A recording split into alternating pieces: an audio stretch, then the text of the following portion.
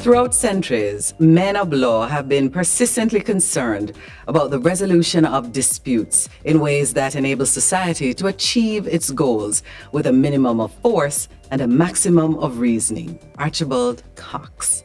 Hello and welcome to the Dispute Management in the New World podcast.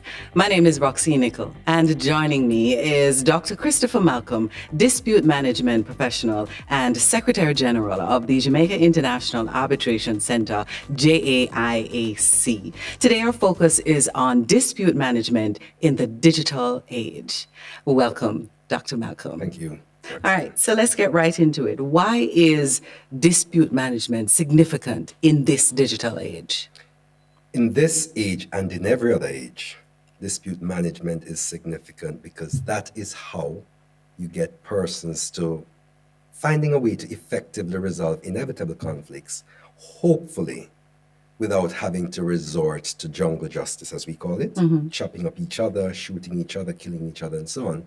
And the better you're able to manage disputes, it is the better you're able to live in circumstances which are more amicable, where persons are more prepared than ordinary to speak to each other and to try to find resolutions that are in their general best interest, both as individuals and also as in the interest of the community. Is it bringing to the fore any new issues that are of significance because of this digital age? Even the digital space itself brings its own sets of problems. So while the digital age has been enabling in many ways, it could also be said to be disabling in other ways, in that by going online, particularly for persons who are going there in a very early way, they haven't been there, they haven't been practicing in that space, you find that persons will find issues arising which they may not have contemplated. And one of the things we know about online when you go there is that anything can happen. Service can be disrupted quite easily. For example, in jurisdictions where you have unreliable telecommunication services, for example, you can have all the best plans in the world and simply show up to find that nothing can happen. How do you then deal with a situation where you are reliant on a service to allow you to have easy resolution, only to find that the service itself is unreliable and does not work? What does that do? What does that do for somebody who needs an early resolution to be able to move to another stage?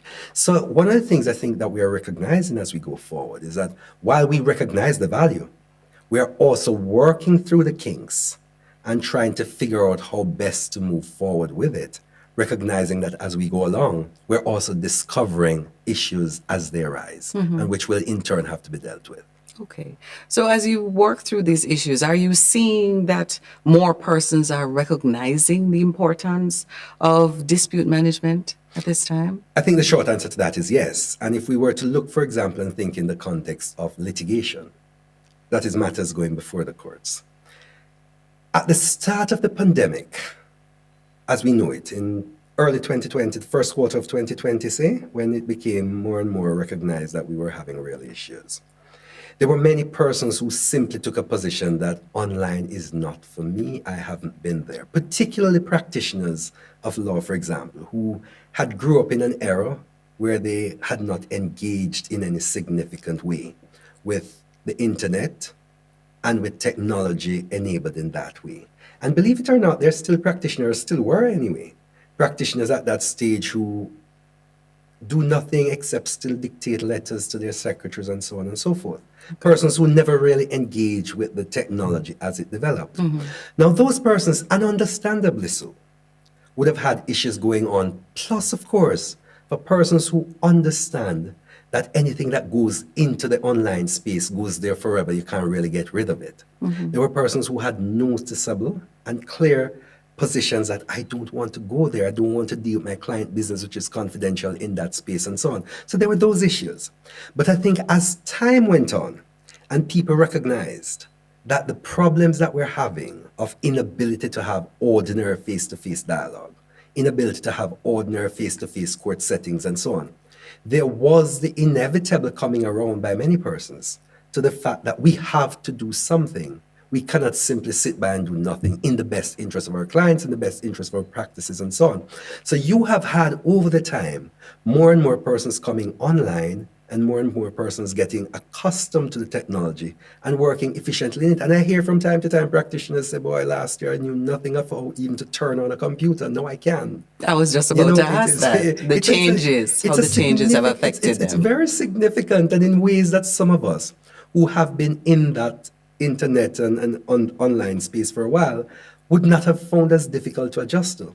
Dr. Malcolm, confidentiality and data protection are huge digital management issues. Do related concerns often factor in these requests? Because people want to ensure that their paperwork and whatever they're disputing is kept safe.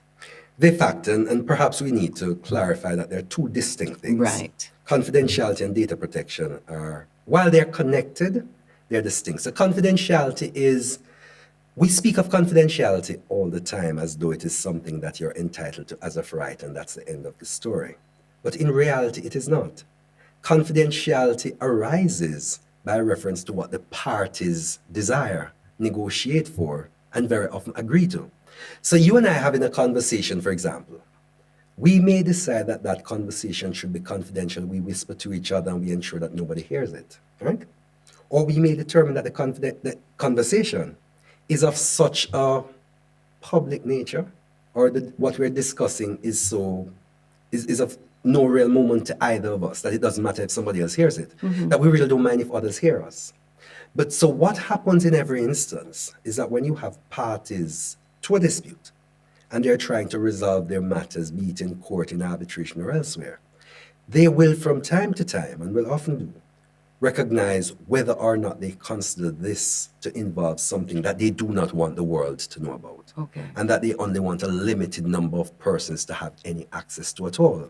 And so the confidentiality that they then determine there is as a matter of what they negotiate as between themselves, and they will then put measures in place to ensure that they're able to secure that confidentiality. Data protection, on the other hand, is something which is much broader in the sense that once you make data available, the question is how and what systems are in place in a general sense to allow for protection. In addition to which, there are laws that are passed in various countries and so on, which require that systems that are made available to persons should put in place adequate measures to protect data and to ensure that data, be it of a biometric nature or whatever the nature may be, does not readily spread beyond and go to persons who are not authorized to get it. So data protection, ordinarily, you're looking at it by reference to who are the authorized recipients. Right.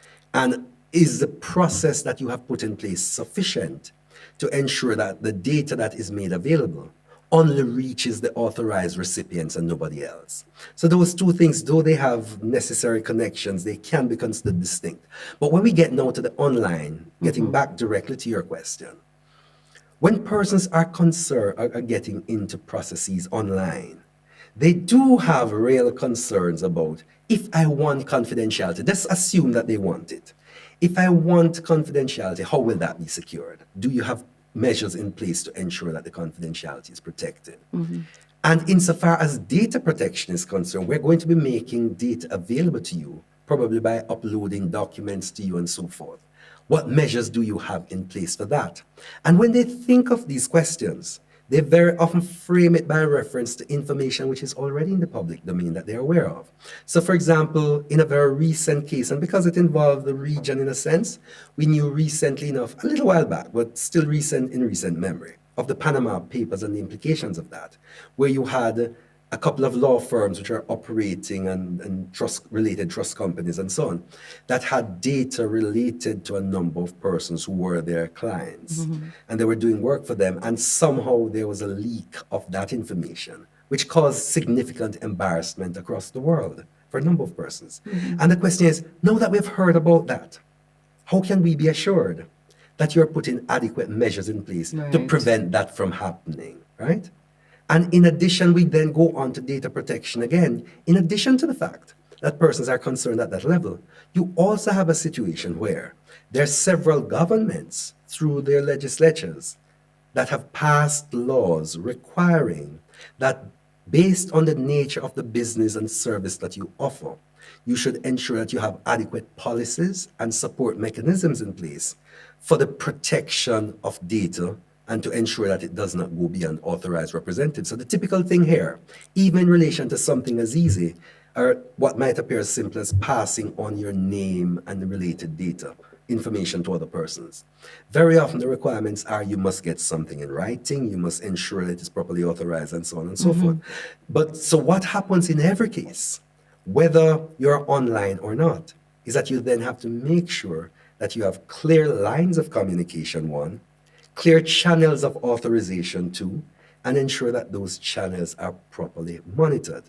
The persons who raise issues about online should also bear in mind that in the physical spaces, you still run the real risk as well of data being lost and data being leaked. And the truth is that long before online became prevalent, you had data and information and people going out.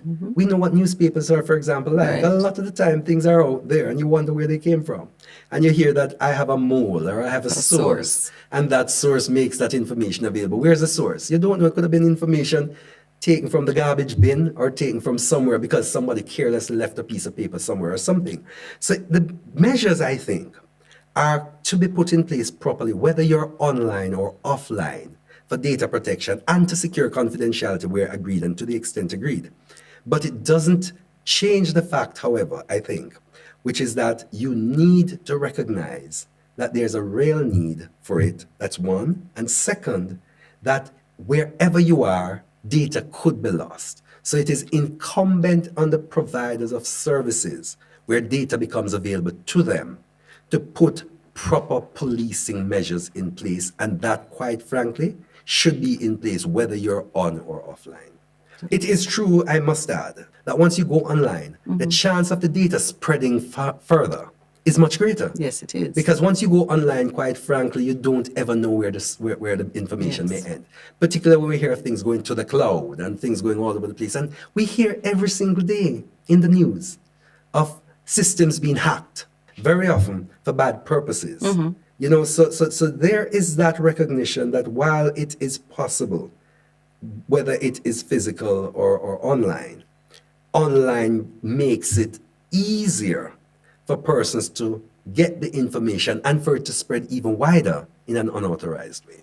So can I go a little further to ask, how are you putting that in place to ensure that your clients are comfortable knowing that their information won't get out there? What do you do? Well, what you do, reassure them? frankly, is that you have to then engage the best professionals you can to ensure that you put the best possible systems in place.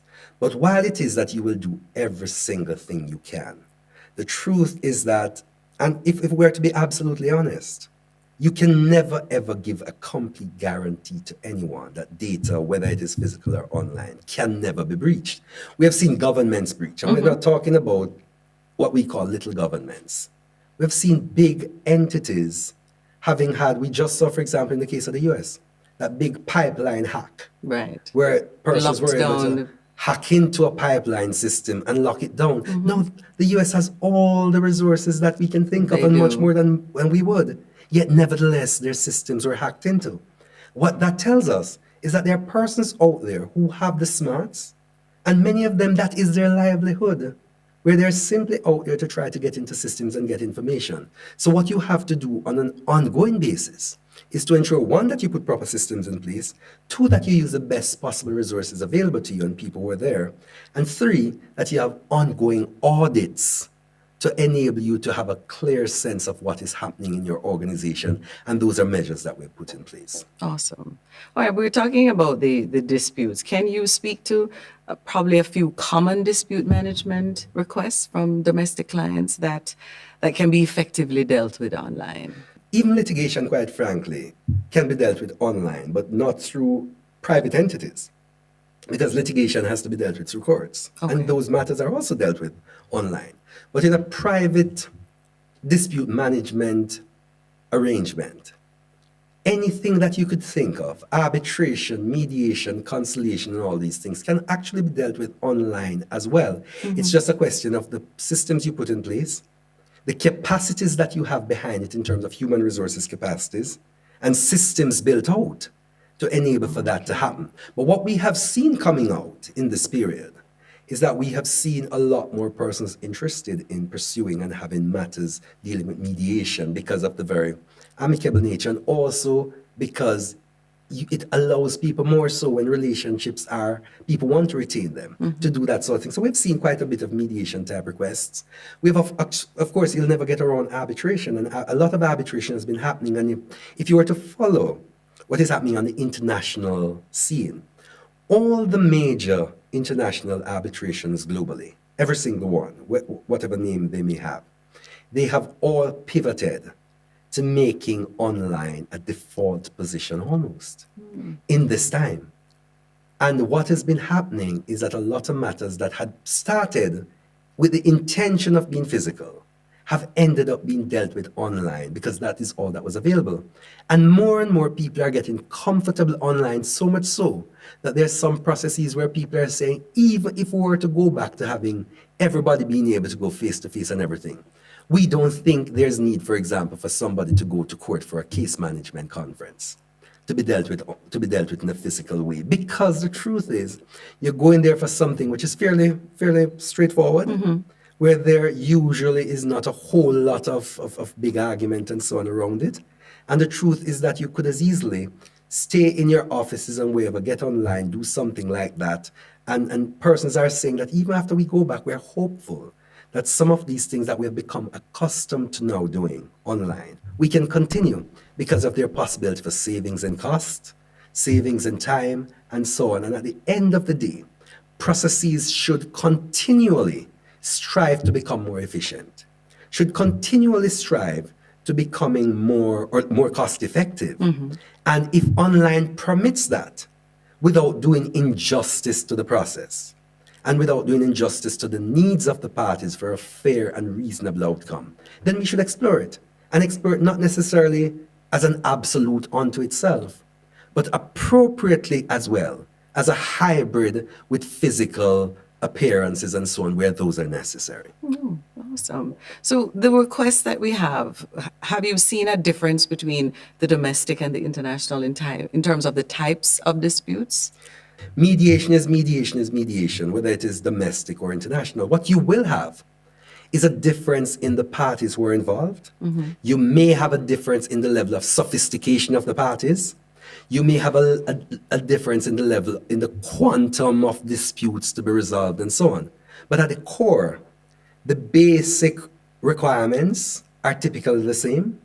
The basic ways of doing things are typically the same. And it is also true that on domestic practice in the area of ADR generally has typically drawn from best practice, which is global in nature.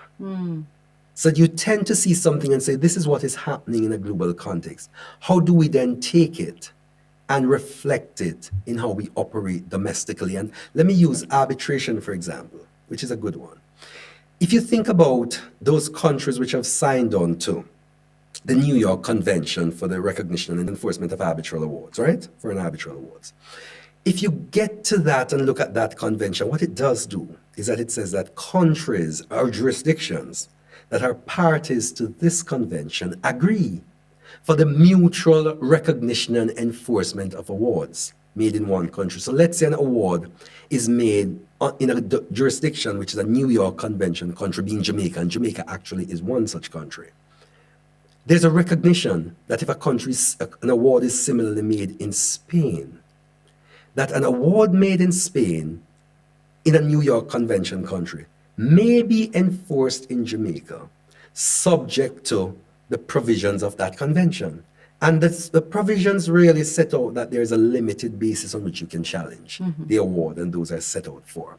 So what you have happening in those instances is that whatever you do, you must, at domestic level, try to ensure that your awards are dealt with if they could have this sort of international impact across borders, that they meet not just your domestic requirements, but the same sort of requirements that would enable them for them to be enforced in another jurisdiction. Right. So you, by that method, you're having an equalization and a harmonization of global practices in the area of ADR.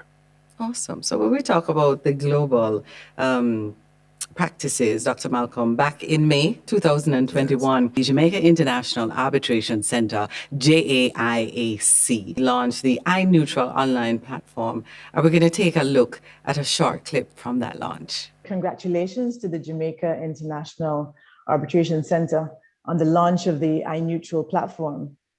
An exciting day, no doubt, for the Arbitration Center and for parties who need assistance in resolving their disputes. Last year, at one of the Arbitration Center's Coffee Time webinar series, I spoke about the pros and cons of online dispute resolution. It has increased access to justice through remote and virtual technology. It is cheaper and faster. There is a notable reduction in backlog, and speedy decision-making processes are ensured. But on the other hand, in some jurisdictions, many issues persist, as claimants and respondents lack adequate skills to participate in the process, especially in developing economies such as the Caribbean, where there's an added difficulty of securing and maintaining expensive digital tools. So here at the Caribbean Bank, we are very keen to ensure that vulnerable people in the region benefit from the democratization of technology, that the justice gaps are closed and no litigant is left behind. So we look forward to the I-Neutral web-based platform being used in a spirit of cooperation and as an easy to access and low-cost tool to empower people in the region to pursue early resolutions to their disputes and preserve relationships. I am extremely pleased to participate in today's launch of what is a unique and innovative online dispute resolution platform for the resolution of conflicts, which will enable persons to resolve their disputes or conflicts without having to engage litigation in the courts. Previously, after careful review of the system for the administration of justice in Jamaica, I came to the considered conclusion that the court system would be greatly assisted by complementary alternative dispute resolution mechanisms. Presently, I have become even more convinced that complementary ADR services are required if the need for timely and efficient outcomes is to be prioritized. I strongly believe that the alternative justice services is a major solution towards supporting the reduction of case backlog and daily heavy caseload in our courts, and also to address the underlying social issues which give rise to tensions, conflicts, and crime in our communities. Ladies and gentlemen, over the past year, I have been encouraging our judges to refer applicable cases to ADR, such as restorative justice, mediation, and child diversion programs. I know you learned a lot from that clip, and I learned a lot when I was doing the launch. Dr. Malcolm, how do you feel when you saw it all coming together and all the feedback that you got from the participants involved on the day of the launch? The launch day was a good one, if I were to say so. And the reason for that is that while you put all the plans you can in place for an event, and you take all the best step measures that you know how to, you're always wanting to see what ultimately happens at the day of any launch. And I think for us, by the time we got there, we were ourselves satisfied that from a technical perspective, we had developed something that was very good and that would be able to serve not just a regional and domestic market well, but to be able to serve the globe. But on the day, what we saw was a demonstration event that showed that what we thought and had conceived, in fact, was able to apply at the level we wanted it to. We also had persons from across the globe who had had their own previews of what we had developed. And they, having tested in their own way, were satisfied that it was something which had great promise and was working.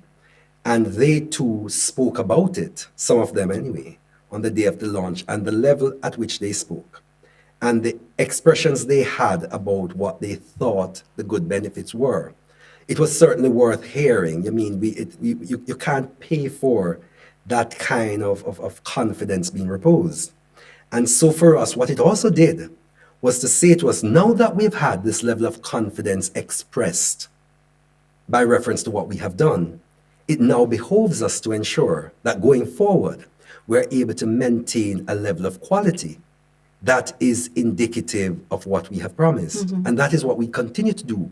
And that is what we're still working on, because there's nothing ever that is launched and that's the end of a process. There's always ongoing change, ongoing adaptations, and so on. And we continue to do that.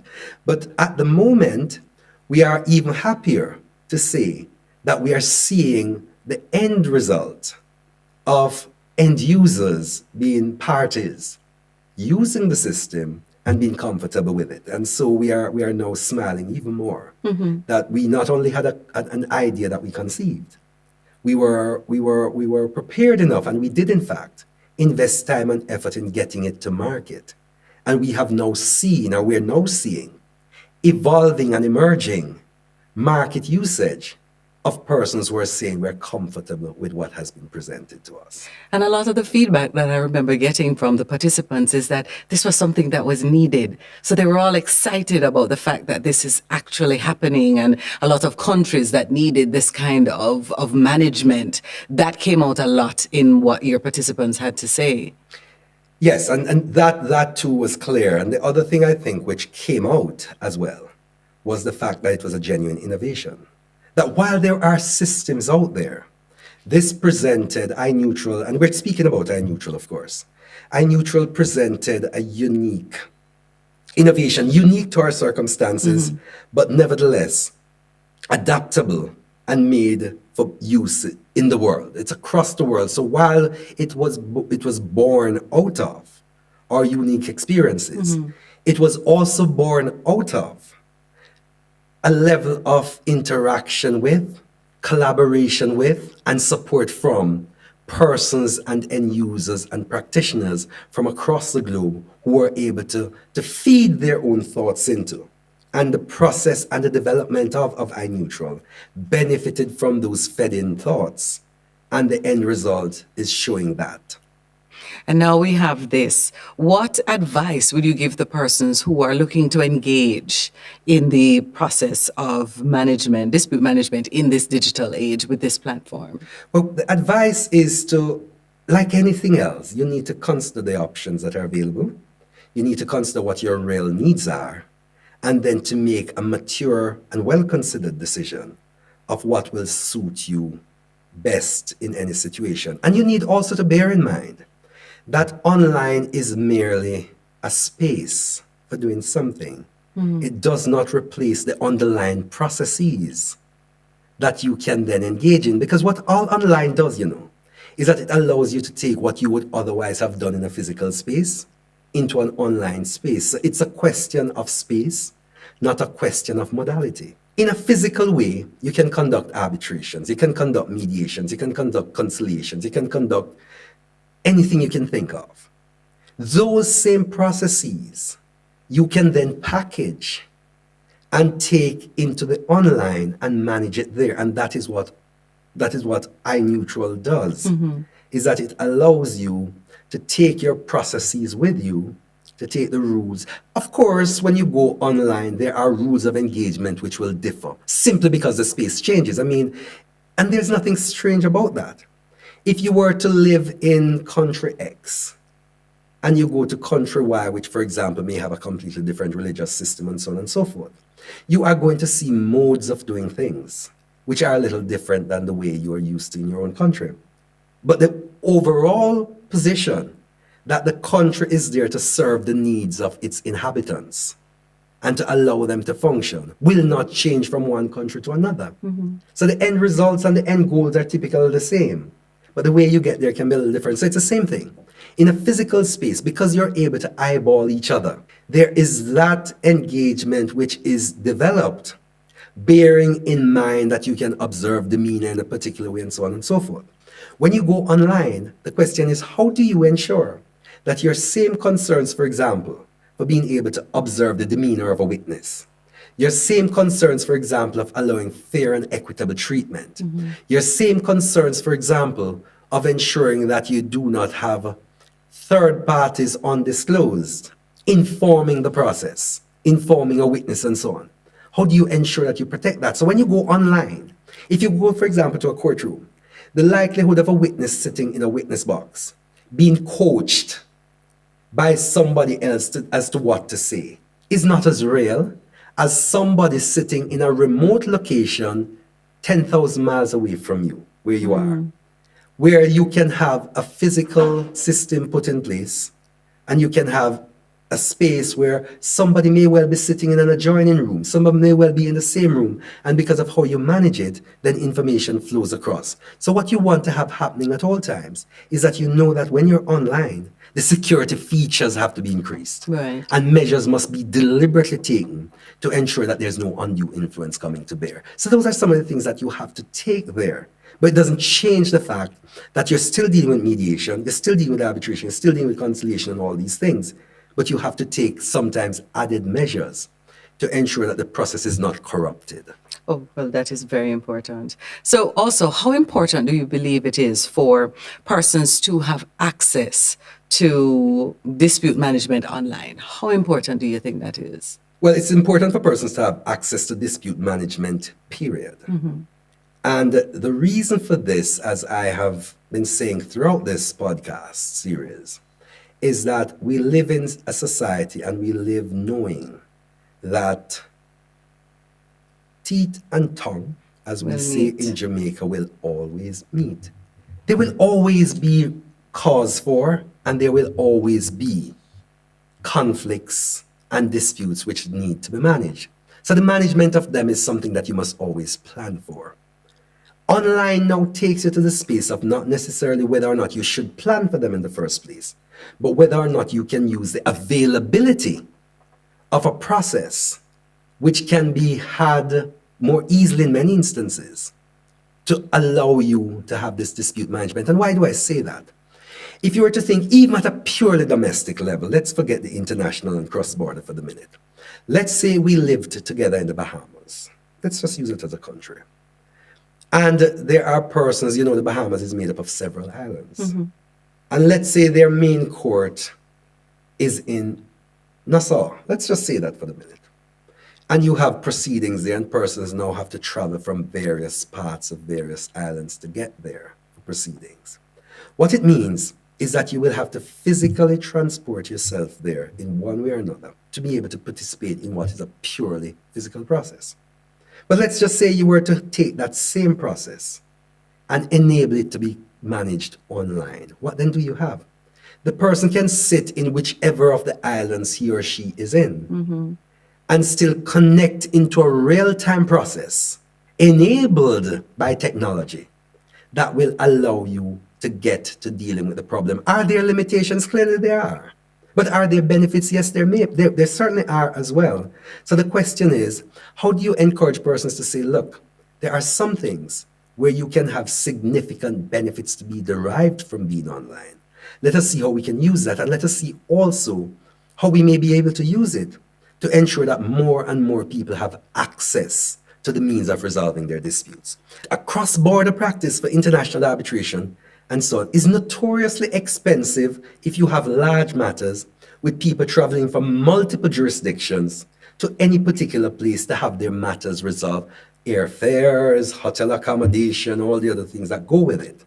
The question is there a way that you can minimize some of that? And for those of us who are interested in climate change, there is also the whole idea of going green. The less travel you have to do is the less of a carbon footprint you have. So online also allows you in that space to say, let us see how we can minimize unnecessary travel. Let us see how we can minimize unnecessary use of people. And by that process, start something which is much greener and ends up having to use less paper and so on than possible. So, Doc, in regards to how do you encourage persons who I'm here in Jamaica and somebody else is in the States, and for them to feel that doing it digitally will make them get the best effectiveness in terms of arbitration mediation, doing it through the digital space? Well, the starting point for me is, how do you ensure that you're able to get a dispute managed in a physical space in circumstances where you cannot travel? Right. And that's a significant factor. I may have said it in almost a glib way, but it is not. Because if you remember, and still now, there are travel restrictions that are all over the place. But notwithstanding that there are restrictions in place, there are still disputes, some of which arose before the pandemic. And those persons still require to have their disputes resolved. So for me, there's an element of it where you're able to say to persons, look, this is your practical alternative. Because you are going to be waiting, if you say you're going to do that, on the pandemic ending and you're being able to go back. But what we do know is that we've seen countries come out of lockdown, go back into lockdown, and we really are in a state of uncertainty. Mm-hmm. So the question is, what process, if any, is there that we can rely upon for some level of certainty? And the truth be told is that however much we may not want to go online, online does provide a level of certainty for connection.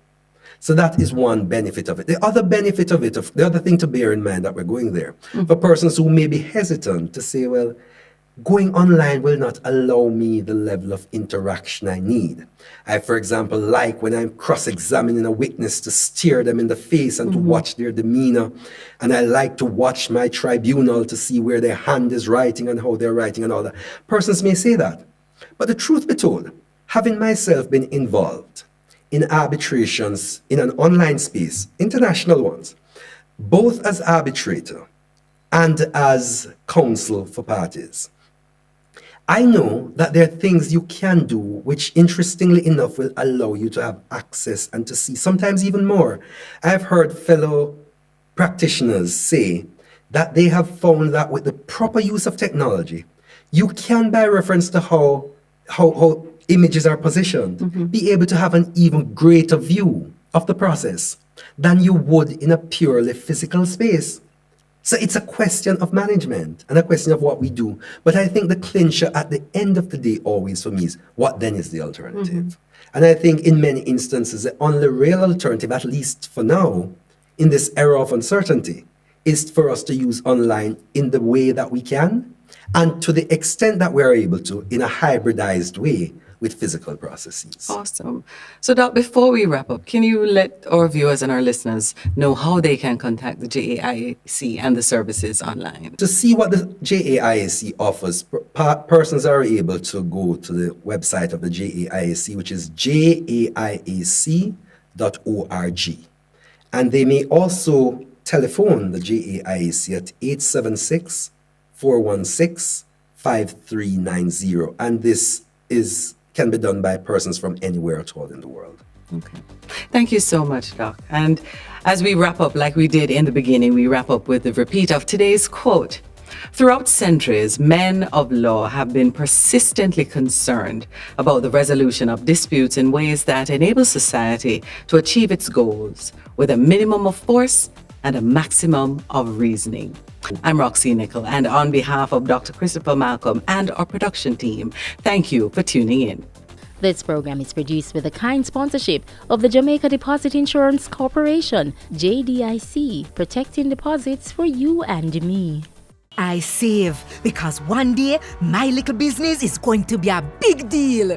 Yeah, and I make sure to put away a little something for him. And thanks to JDIC, deposit insurance protection on my savings gone up. You've been upgraded. Deposits held in commercial banks, building societies, and merchant banks are covered under the JDIC deposit insurance scheme up to $1.2 million per depositor per institution. JDIC. Protecting deposits for you and me.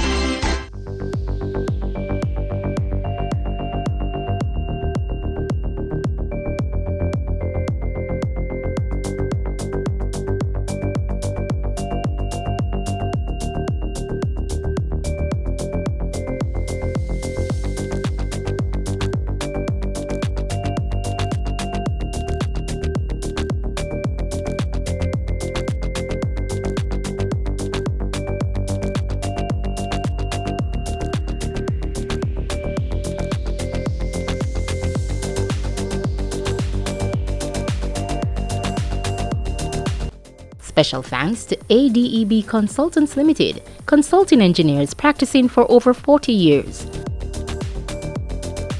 iNeutral, dispute resolution made easy. CP Malcolm Dispute Management Practitioner. Caribbean Institute of Alternative Dispute Resolution Limited, CIADR.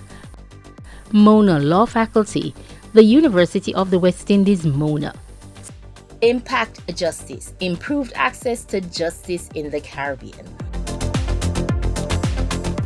All our podcast episodes are distributed by these platforms: Google Podcasts, Spotify, Apple Podcasts, Amazon Music, Deezer, Stitcher, Podcast Index, Pandora, TuneIn Plus Alexa, Podchaser, Podcast Addict, and wherever else you get your favorite podcasts.